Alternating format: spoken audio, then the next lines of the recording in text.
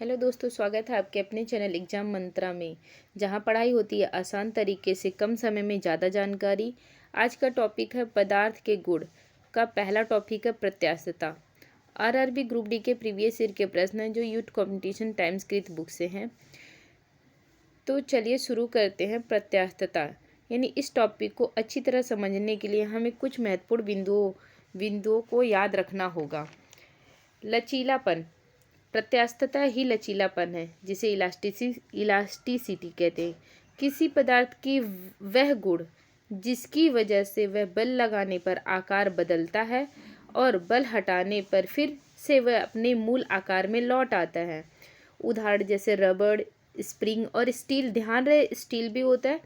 Steel क्या होता है कि वो उसमें ज़्यादा इलास्टिसिटी होती है।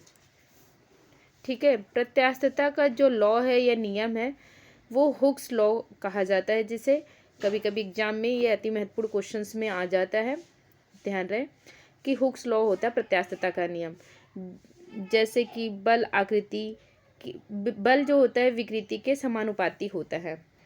तो चलिए शुरू करते हैं फर्स्ट प्रश्न के साथ। पहला प्रश्न है कि आकार में बदलाव के कारण शरीर द्वारा प्राप्त ऊर्जा को कहा जाता है। तो शरीर द्वारा प्राप्त ऊर्जा को कहा जाता है प्रत्यास्थ, यानी लचीलापन, स्थिज ऊर्जा कहा जाता है। तो ध्यान रहे, यहाँ पे क्वेश्चन अति महत्वपूर्ण क्वेश्चन है। सेकंड क्वेश्चन है, जब एक कॉइल स्प्रिंग को कंप्रेस यानी दबाते हैं, कंप्रेस करते हैं तो आप उस पर काम करते हैं, तो प्रत्यास्थ स्थिज ऊर्जा डैश है, बढ़ती है। जब हम एक कॉइल स्प्रिंग को कंप्रेस करते हैं तो आप उस पर काम करते हैं, तो प्रत्यास्थ स्थिज ऊर्जा बढ़ती है,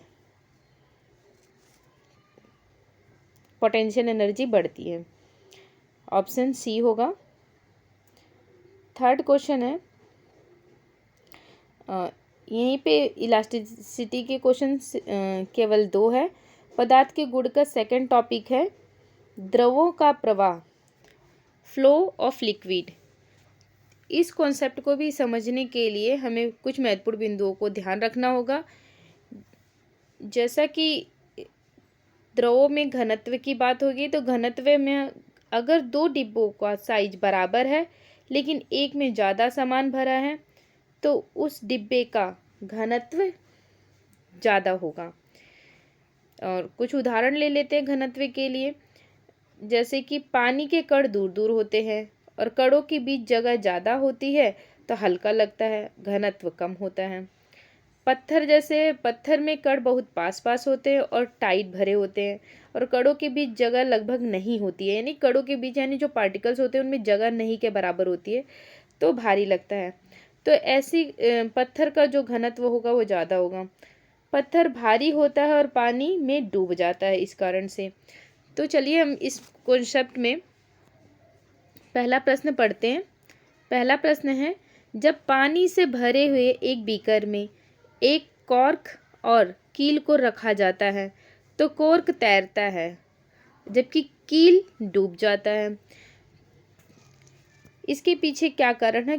कील का घनत्व, क्योंकि कील एक ठोस है, ठोस के जो कण होते हैं बहुत पास पास होते हैं, और कण पास पास होते हैं तो पास होने की और टाइट भी होते हैं, और कणों के बीच में बिल्कुल जगह नहीं होती, और ये भारी होती है और घनत्व ज़्यादा होता है, इसलिए जो कील होती है वो पानी में डूब जाती है।